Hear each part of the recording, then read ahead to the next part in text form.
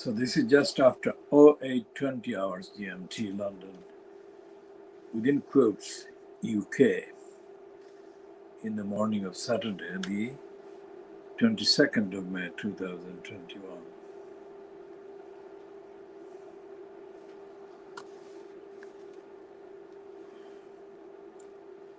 And we're looking at the papers on Saturday, still dominated in part, half of it is dominated, the Fleet Street papers, half of it, the collection of papers, Fleet Street papers, dominated by continuing references to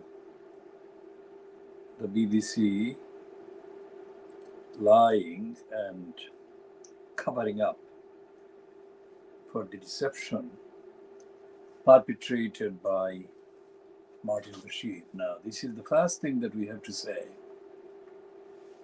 about that, is that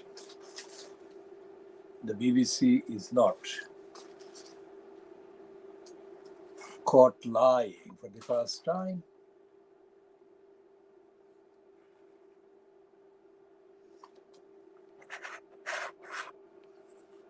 So we are adjusting the lighting. Because of the logistical issues, we've got technical issues. The devices that we are using now are not the same devices we have been using previously. And wear and tear have crept in. So they're being replaced now, and it is taking a bit of a time. And the newspaper exhibits this boast in 27 pages of culture and comment. Gillian Reynolds, Katie Bowles, Janet Street Porter, and Yasmin Ali by C. Now, apart from Katie Bowles, who, although works for the far-right criminal Spectator, does actually come across more often than not with almost a balanced perspective on things. Gillian Reynolds is talking about being axed at age 85 and why radio will triumph for another century. And Yasmin Ali by C says, Diana was deceived, but she also knew what she was doing, unlike Yasmin Ali by C, who is more deceptive than even Martin Bashir.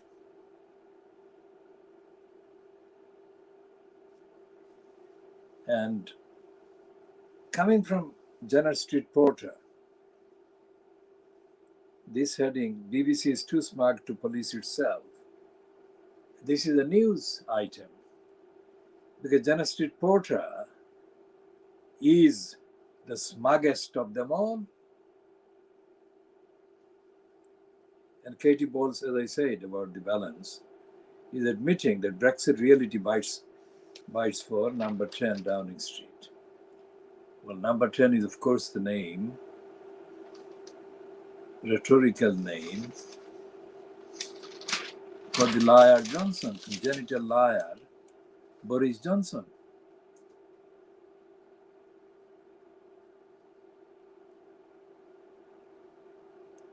And this Oliver Duff is now designed as editor of this newspaper. Pretentious, hypocritical, corrupt, and racist. No wonder he peddles the racist to Yasmin Ali by C.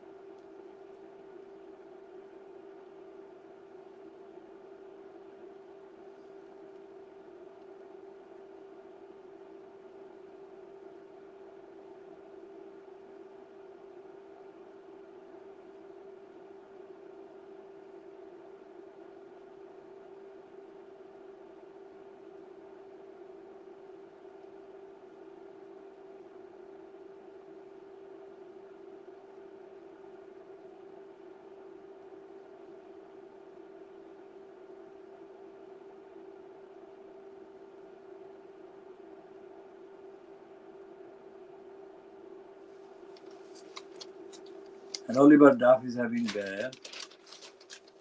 a go at Johnson and saying that given his record, Johnson is the wrong person to lecture the BBC on journalism standards.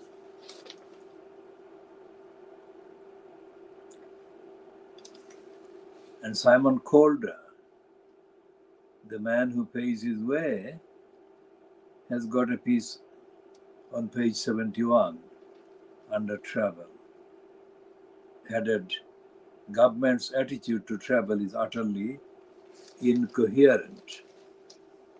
You could say that again.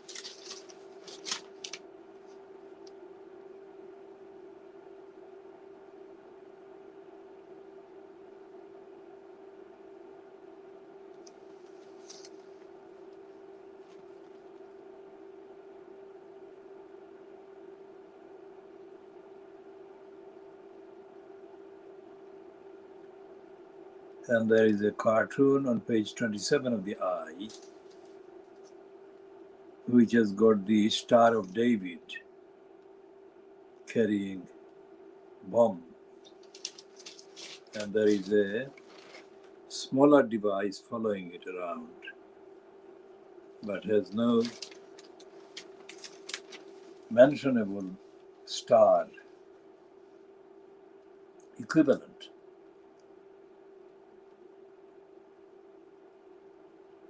And Kim Sengupta is shown as being in Jerusalem, and his piece is Israel and the Palestinians both claim victory after ceasefire is declared. Now that is, of course, a position taken by both of them as stupid. There is no victory in bombing, and there cannot be victory in bombing, or as they put it, ceasefire.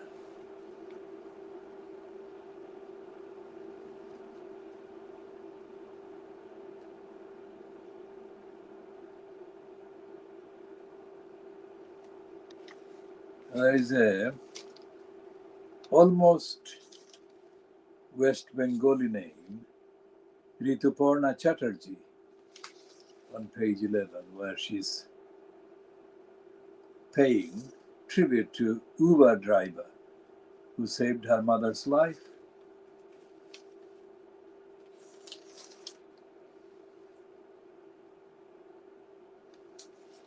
And Chloe Chaplain has got a piece there where she's saying that damning report into Diana interview will affect future of the BBC.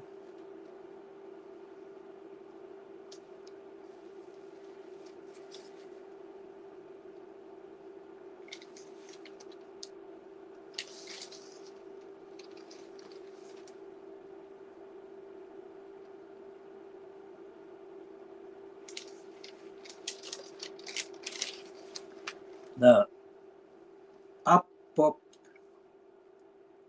pops Uri Geller has very major regrets over introducing Michael Jackson to Martin Bashir, and would never have done so if he had known about his deceptions of the late Prince Diana, Princess of Wales. Geller, famous for bending spoons, was a close friend of Jackson and made the introduction between Jackson and Bashir that led to the 2003 Living with Michael Jackson documentary. Speaking to I from his home in Israel, the psychic gave his reaction to Lord Dyson's report. Lord we use with the quotation marks. We cannot say the quotation marks without saying the quotation marks. Lord Dyson's report, within quotation marks, which found Mr. Bashir deceived Diana to secure his 1995 interview. Geller said, "My immediate reaction is I'm not surprised. An ethical journalist shouldn't go there. I met Martin Bashir and I felt an uneasiness. I have very major regrets. If I knew then of the controversies that are raging around Martin Bashir and the BBC, I would never, ever have introduced Michael to Martin Bashir. Geller recalled how Jackson had asked him to find someone he could trust to do his documentary and had originally wanted Sir David Frost, but was eventually persuaded by Mr. Bashir. The tide of public opinion turned dramatically against Jackson 2 years ago with the release of the documentary Leaving Neverland, Michael Jackson and Me, in which two men discussed in detail their sexual abuse by the pop star.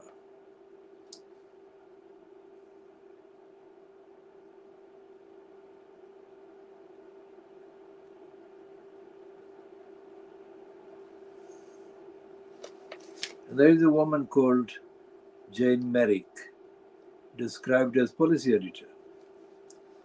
Some of the more excitable MPs claim that the BBC is facing an existential crisis. Ministers talk gravely of reforms to the corporation, while the Prime Minister urges its chiefs to take every possible step to ensure there is not a repeat on the scale of Martin Bashir's deception to secure his Diana interview.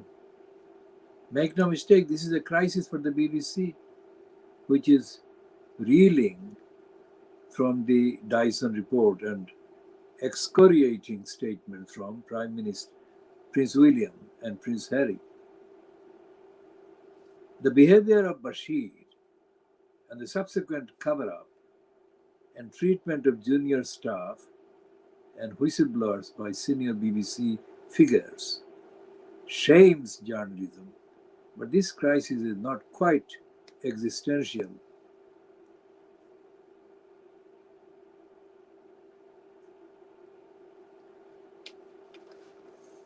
And Jane Merrick goes on to refer to the Hutton inquiry. Yet the BBC has faced this sort of intense crisis before. There are some parallels with the Hutton inquiry into the suicide of the biological weapons expert David Kelly nearly 2 decades ago. Then a rogue reporter did not behave potentially illegally, but it did trigger a cascade of events that caused the government to threaten the BBC's structure and governance. Its chairman and director general resigned, but the storm blew over eventually. This time, there has already been a clear out at the top. Lord Hall, who stood down as Director General last year, has been replaced by Tim Davie, who has already made a full, unconditional apology. But the BBC also faces the wrath of the royal family. Prince William's call for his mother's panorama interview never to be broadcast again is an overreach into media freedom. The danger for the corporation is that this demand from a future king is used by ministers as an excuse to meddle with its editorial independence. Now, this is a woman that is part of the careerist, corrupt Fleet Street. And she is not telling the whole truth there. In fact, she is telling more lies there than she is showing the ability to cognitively understand the corruption, impunity that the BBC has been allowed for decades. And the same applies to Fleet Street liars. First of all, there is no ethical, moral auditing of the media, BBC, other television channels, and Fleet Street and the rest of the print media that remains, or indeed of the internet, which is more used by viewers and readers than the combined broadcasting platforms are used. First of all, because of the access, the speed, and secondly, the difficulty in terms of watching the conventional terrestrial outlets. And see, and the cost, of course, because the access to the internet or the internet version or versions of what counts as quote news is still comparatively very small compared to the cost of accessing television in the terrestrial or satellite versions, or of course accessing the newspapers, which we are diagnosing. Now, these newspapers cost about £18 today, let's say.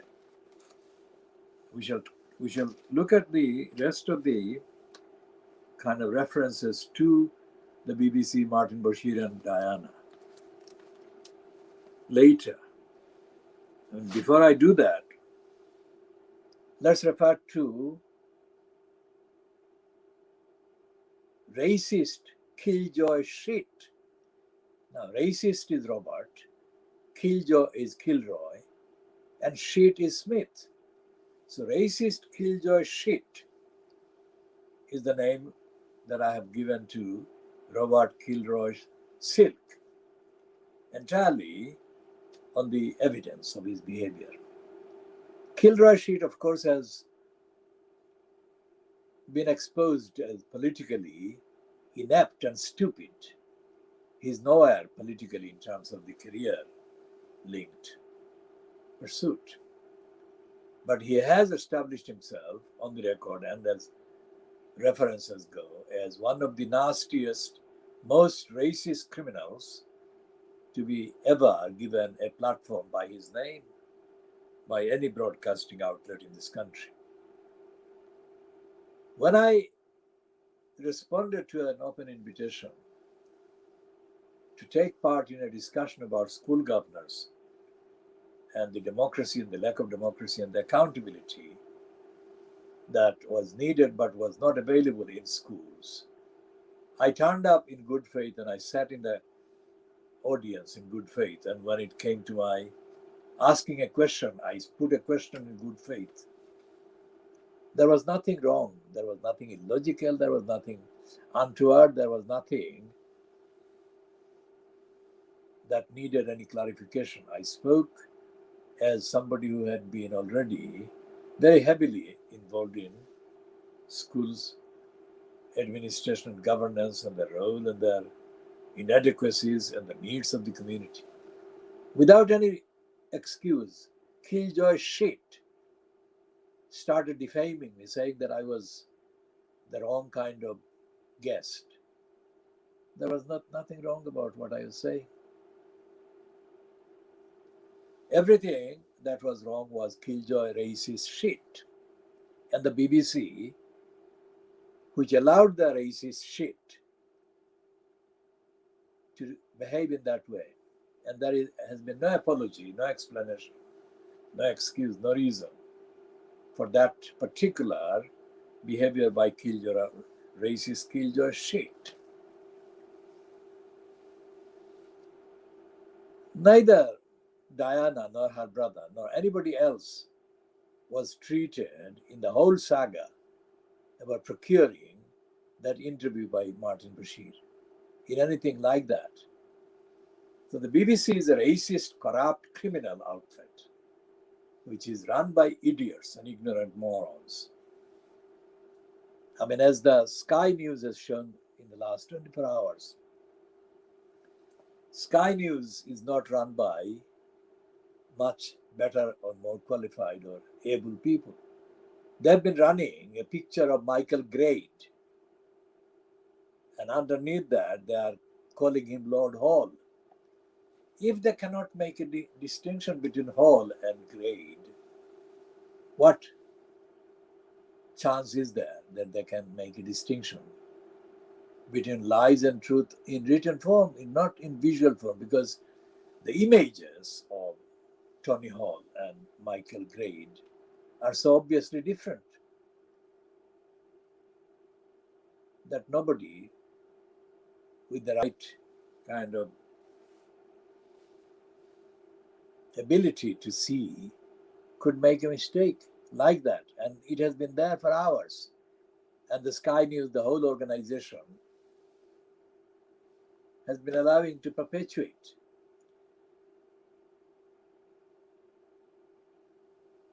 We shall be talking more about all of that.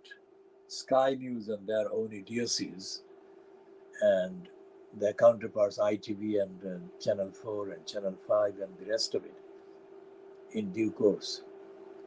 So we shall take a look now at the FT Weekend, which apparently is edited by somebody other than the usual weekday editor.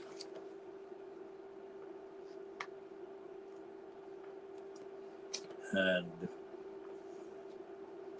the FT Weekend doesn't have, at least in this supply that we have got, the supplement they call the How to Spend It.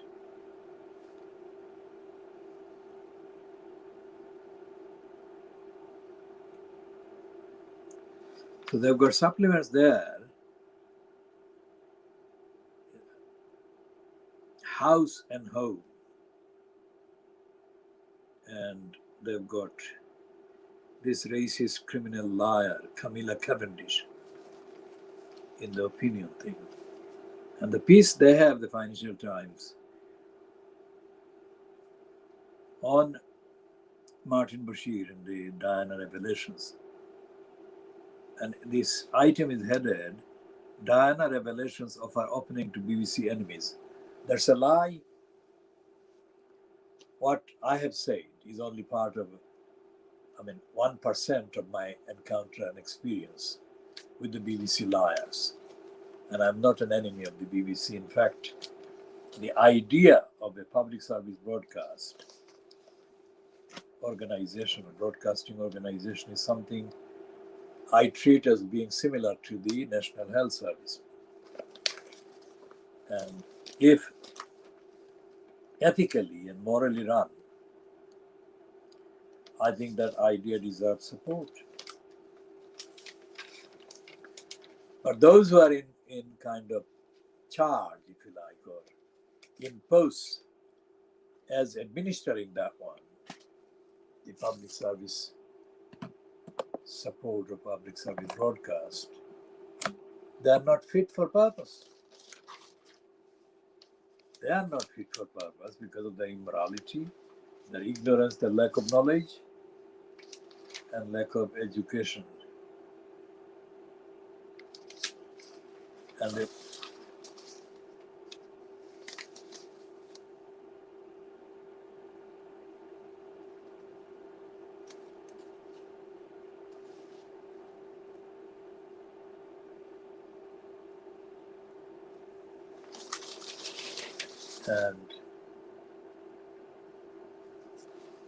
there is a propaganda for the vaccination brigade. We shall be talking about that propaganda, which is absolutely unsustainable and unjustified. But the headline in the first editorial of the two is correct to the extent that it is the headline. The content will not be borne out by the contents. The contents do not bear out the editorial, let's say.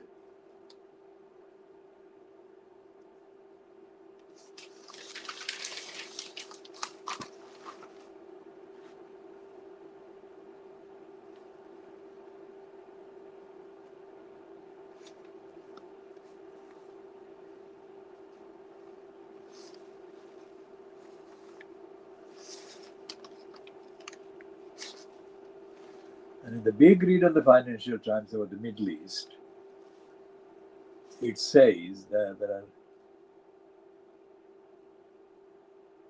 there is no Muslim. There are three names, but no Muslim or Palestinian or Arab in that.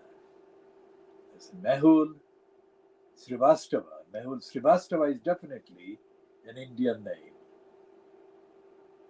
A fortnight of violence has exposed Benjamin Netanyahu's illusion that Israel can be at peace without a resolution of the Palestinian conflict.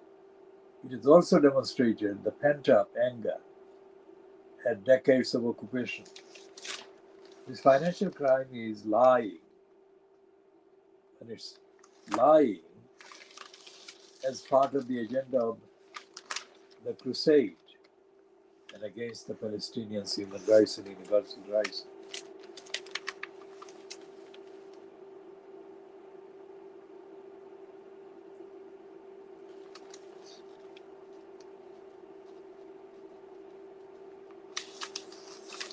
And the Indian vaccine supply, Indian exporter ban, the vaccine ban, that is choking vaccine supply to COVAX. The global vaccine effort has been left with a big shortfall, jeopardizing Africa's immunization plans. So Narendra Modi has exposed the whole world into deadly massacres across the continents.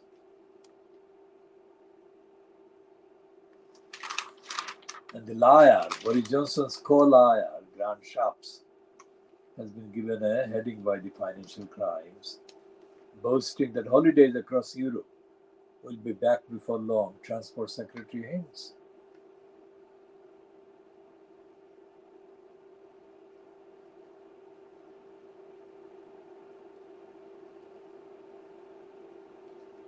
And it says, the Financial Crimes, that Australia has been offered a tariff-free trade deal by Johnson, despite fears for British farms.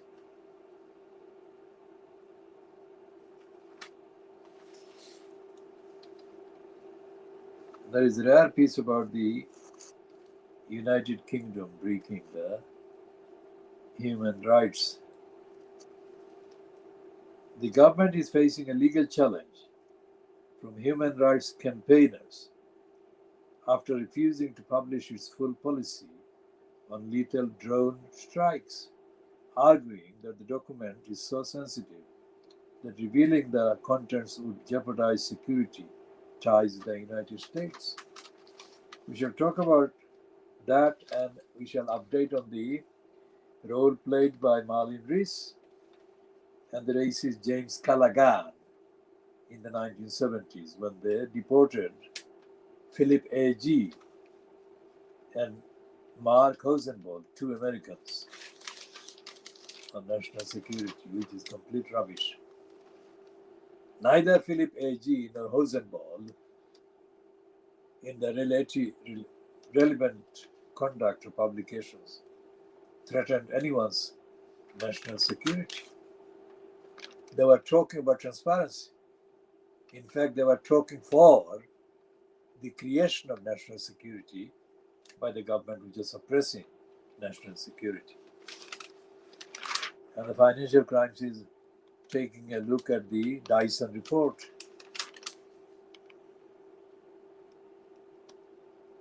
And it is continuing, they're elaborating on that one on the banner. Scandal leaves not banner on the front page. The Martin Bashir scandal leaves an open flank for the broadcaster's enemies in Westminster and the press.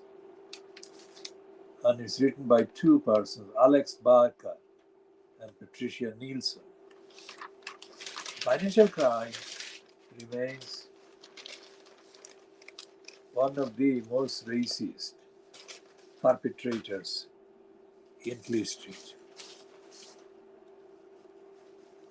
And the reason why it is one of the most racist perpetrators is because It has a veneer of being neutral and a veneer of being almost liberal in the general objective sense of the term. And it has got supplement, house and home. And it has got a piece about the rise of houseboat living in London. But none of these supplements tells the truth of the issue or issues covered. And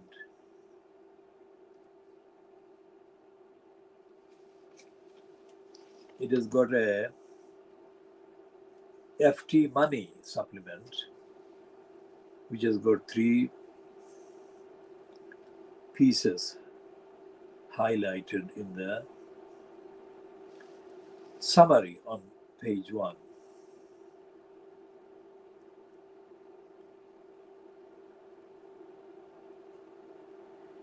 Shrinking demographics should not send us into panic. That is, we should worry less about the economic impact of an aging society, says Marine Somerset Webb.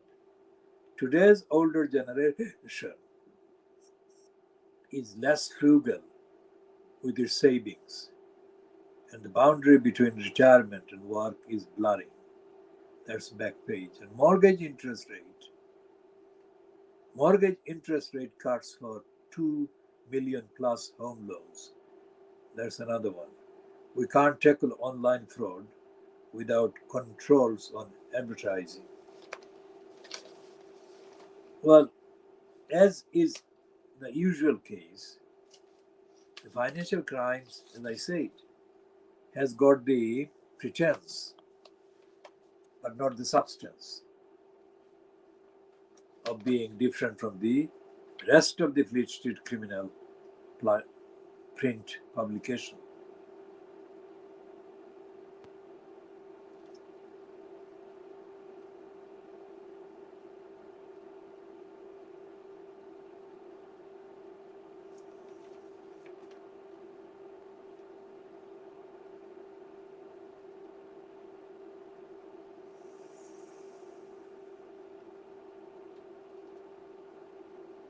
And it's absolutely bourgeois and corrupt through and through.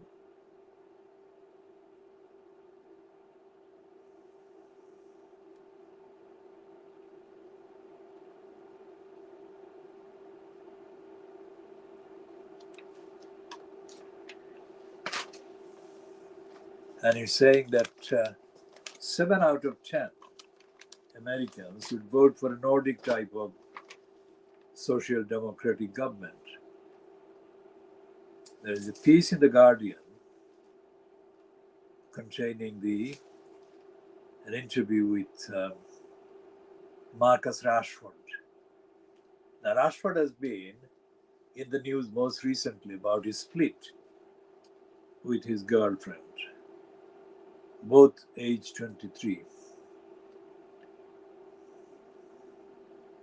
And The Guardian has got Peter Walker, Mark Sweeney, and Ben Quinn. Their piece is headed Fears of BBC Feeding Frenzy over Diana report. Let's see what they mean by feeding frenzy.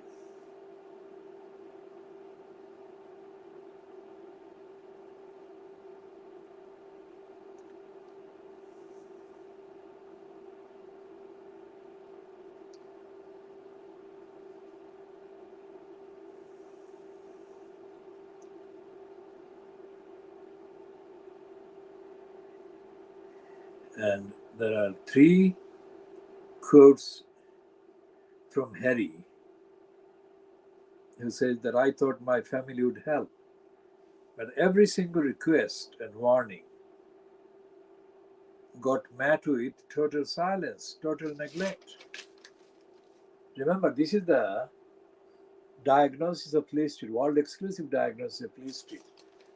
And what Harry is saying about the family headed by Brenda, we have been saying about the whole of the UK state, including Brenda's enterprise and a free state of parliament of the succession of governments. And I've got a piece about Daniel Morgan,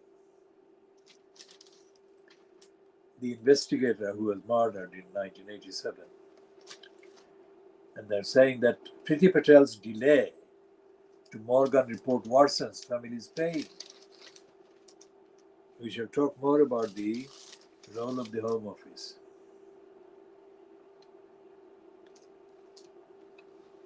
And I've got 2 pages, pages 4 and 5, about the BBC Panorama deception.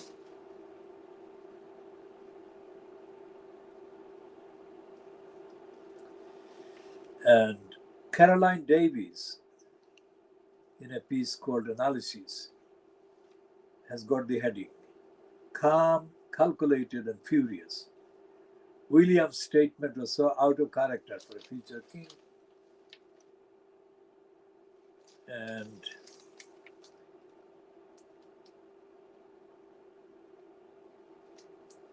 a whistleblower demands meeting with BBC boss after meaningless apology.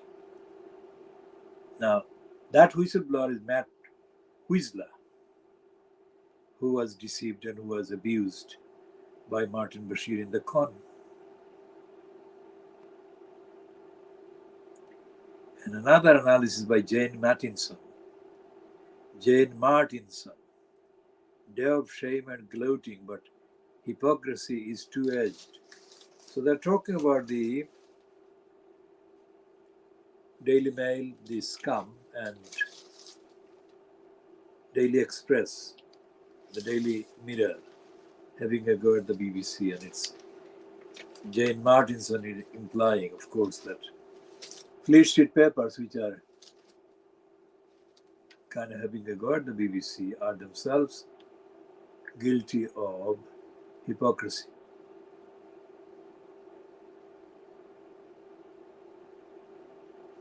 So there is Lady Gaga, which is a different story there, on page 9. It's a piece written by Ben Beaumont Thomas in The Guardian. It says, Lady Gaga has given new details about a sexual assault she suffered, age 19. Speaking on the Me You Cannot See, Oprah Winfrey and Prince Harry's new Apple TV series about mental health, she said the rape that she first disclosed in 2014 was by a music producer and left her pregnant. I was 19 years old and I was working in the business, and the producer said to me, "Take your clothes off," she said. And I said no, and I left. And they told me they were going to burn all of my music. And they didn't stop. They didn't stop asking me, and I just froze, and I didn't even remember. She said, the person who raped me dropped me off pregnant on a corner. She did not name the producer and said, I do not even want to face that person again. Gaga first disclosed the attack with radio DJ Howard Stern in 2014. In 2015, she said, I didn't tell anyone for I think 7 years. I didn't know how to accept it. I didn't know how to not blame myself or think it was my fault. It changed who I was completely. It changed my body. It changed thoughts. She said that the attacks left her with post-traumatic stress disorder. In 2016, she rebuked Piers Morgan for belittling her condition as vainglorious nonsense and questioning why she didn't initially report the rape. That year, she performed with sexual assault survivors at the Oscars. Speaking to Winfrey in 2020, she said, "I never dealt with it. And then all of a sudden, I started to experience this incredible, intense pain throughout my entire body that mimicked the illness I felt after I was raped." In the me you can't see, she again describes her delayed traumatized response, saying she experienced total psychotic break. First I felt full-on pain, then I felt numb, and then I was sick for weeks after. I realized that it was the same pain that I felt when the person who raped me dropped me off pregnant on a corner by my parents' house because I was vomiting and sick. Because I had been abused and I was locked away in a studio for months.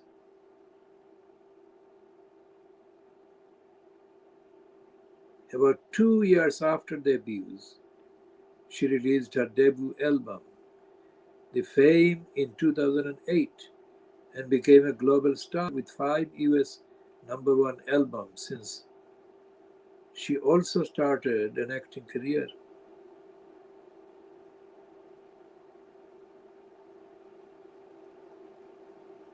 Now, this should not be treated as only worthy of being reported in the way that the Guardian is doing, when the victim is somebody who is now a global star, like Lady Gaga. Every victim of every such crime, every sexual crime, must be treated with the highest dignity and respect and solidarity. Anything less makes the society completely unfit. And Lady Gaga, as a victim, deserves full recognition for bringing this out.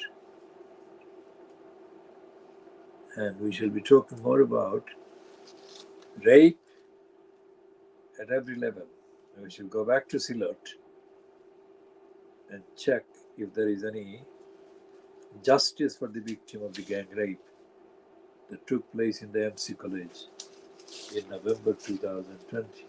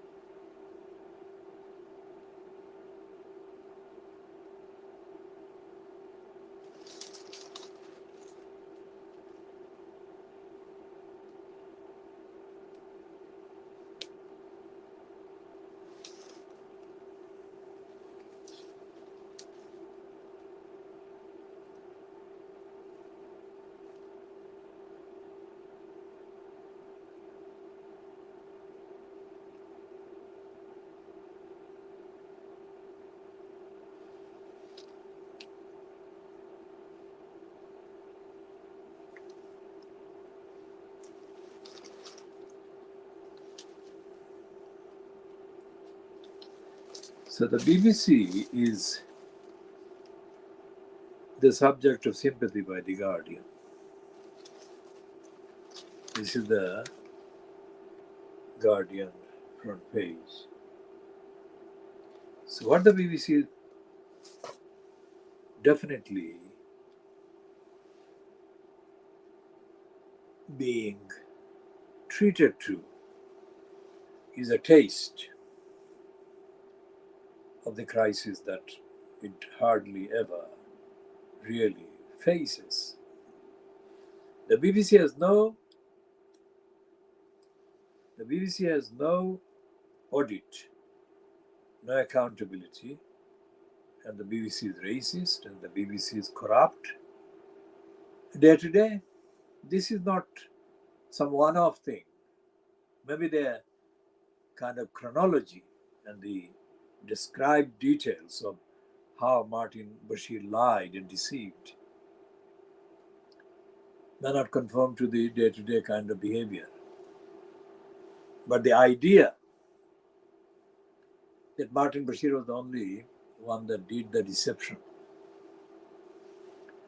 is totally false. And the Guardian is perpetrating and perpetuating a falsehood that it should not be allowed to do.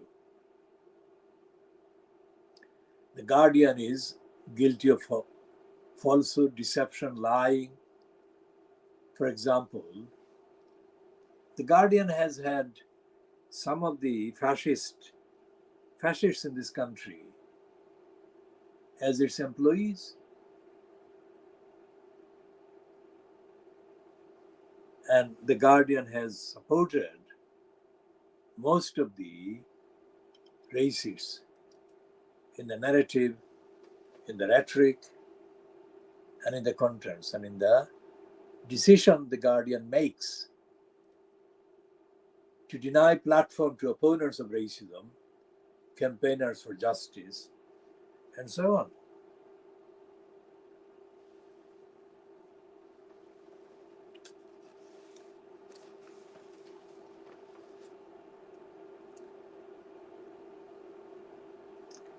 And the scum cannot have enough of this diversion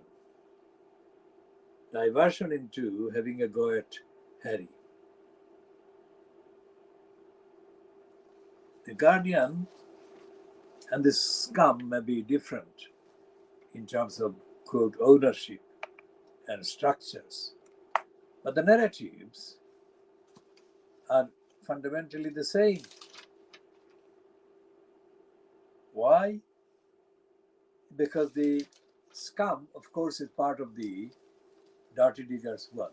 The main title of the Dirty Digger, Rupert Murdoch, and the main title that actually produced the largest slice of the multi-billion pounds income that Dirty Digger made, way before he became owner of any American network or anything. He made the main money, he looted the gullibles in Britain by the scum. And the scum was actually used as a sub-pornographic platform in the pre-internet era. The scum was the daily kind of container platform that contained the pornographic images of women. And that's what the gullibles actually made a beeline for first thing in the morning. So the scum is the pornographic paper and platform that made Dirty Digger Rupert Murdoch the billions and allowed him to go on and over to the USA and acquire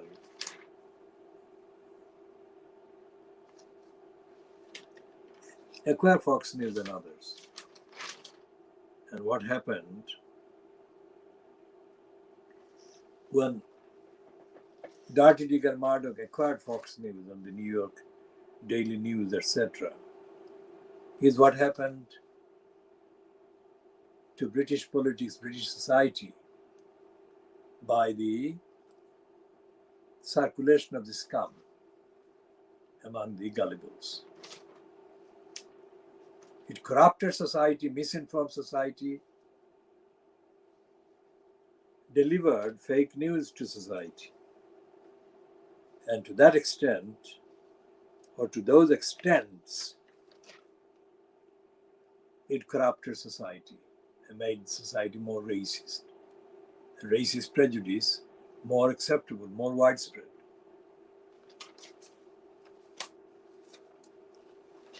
And there are how many pages against Harry? So there is one page, page 1, and then it goes to page 4 and 5, pages 4 and 5, page 6, page 7.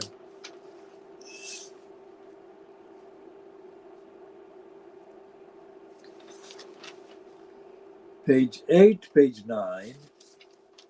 So how many pages has the scum got on the BBC?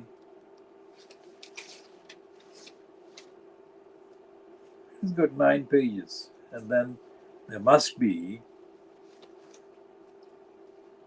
editorial, so-called.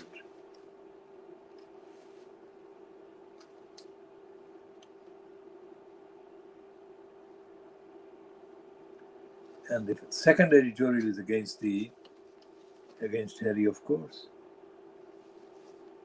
saying that Harry is wrong. Harry is plain wrong about the press. Well, Harry is not wrong. He is not even got the first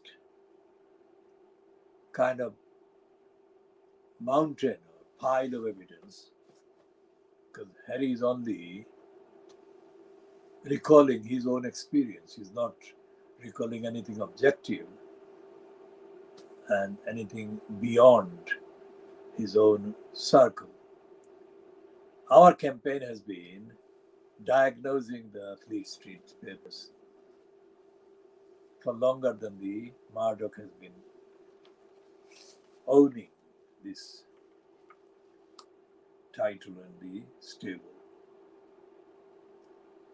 And Lady Gaga is saying that she had psychotic break after attack, and this is something that we have read from The Guardian. This is the one that, well, this is their pornographic angle, because that is sex and that is a kind of white young woman. That is what they do.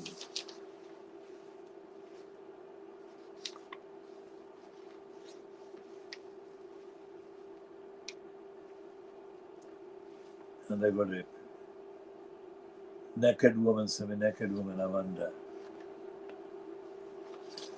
about Eurovision.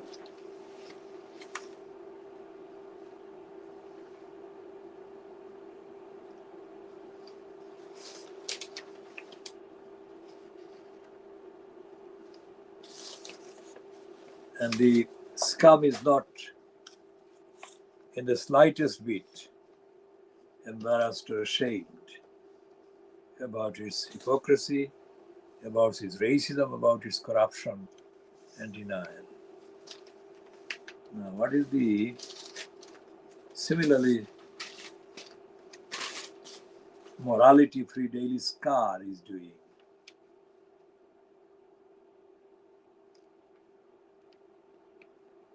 And they're having a go at Harry again, and they're calling him Shy Bloke Blows Up the Royal Family Part 2. And they got they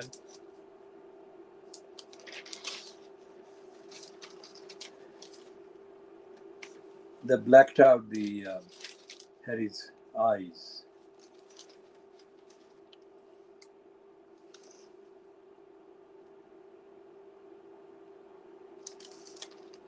And they're having a go at Harry for raising the issue of mental health.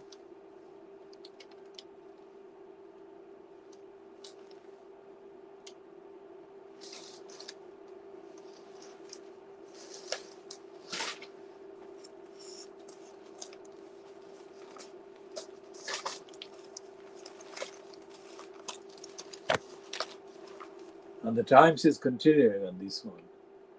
Harry is the one that they are featuring on the front page in that way, about Harry talking about his mom.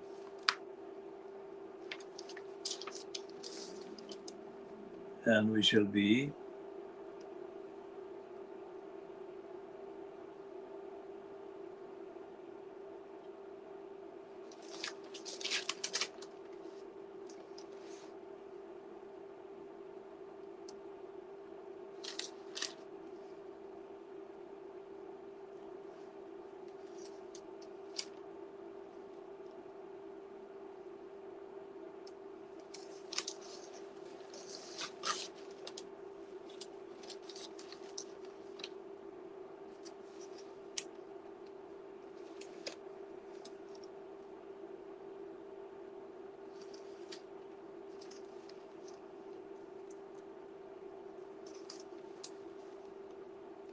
and they're saying that the BBC is going to be penalized by the reduction of the license fee by 2.3 billion.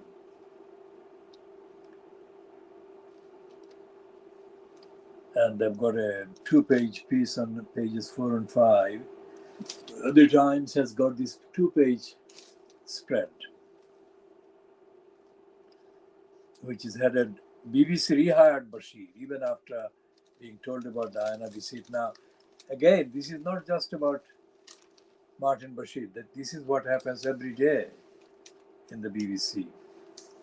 BBC is corrupt, unaccountable, and there is no platform, there is no agency, there is no avenue to hold the BBC to account, really.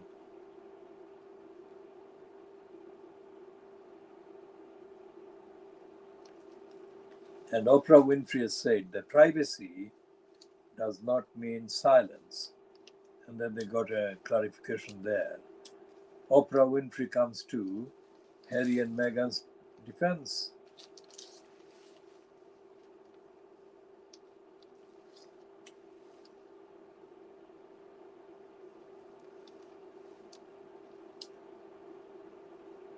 And Greta Thunberg's followers and supporters have given G7 leaders chapter and verse about the environment. That's what it's saying. Now, this is a heading in the Times. Now, today is the 22nd of May, and the heading is about the forthcoming interview by Dominic Cummings, who is supposed to be plotting to reveal an explosive number or explosive entity collection of revelations about the decision by Boris Johnson, who hesitated before imposing restrictions to contain the virus. Now, forthcoming means it's due on Tuesday. Tuesday is the date when Dominic Cummings is supposed to appear before a committee of members of parliament. Whether he will deliver as being rumored is something that remains to be seen.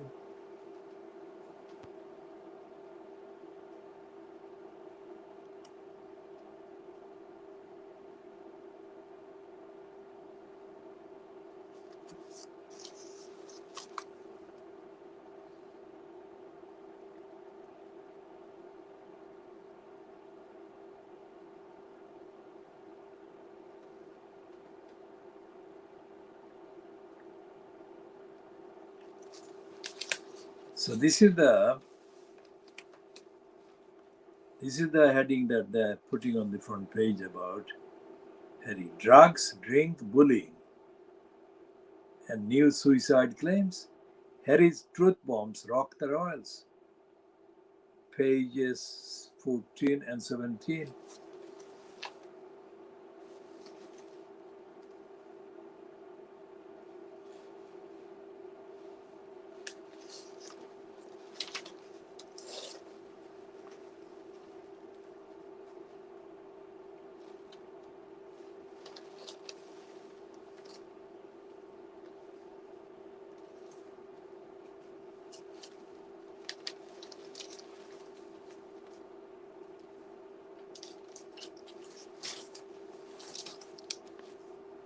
And this is how they are presenting the statements by Harry.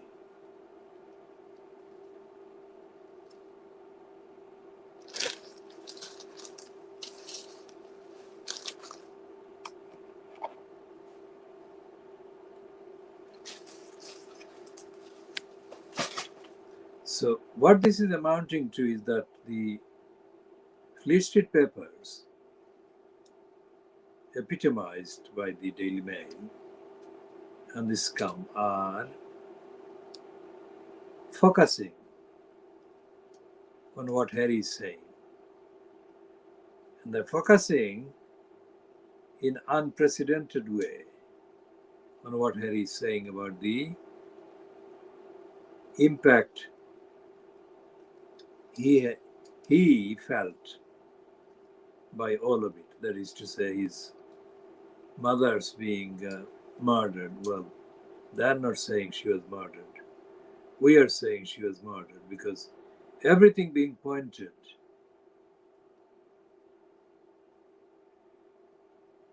at the fact that she died because of the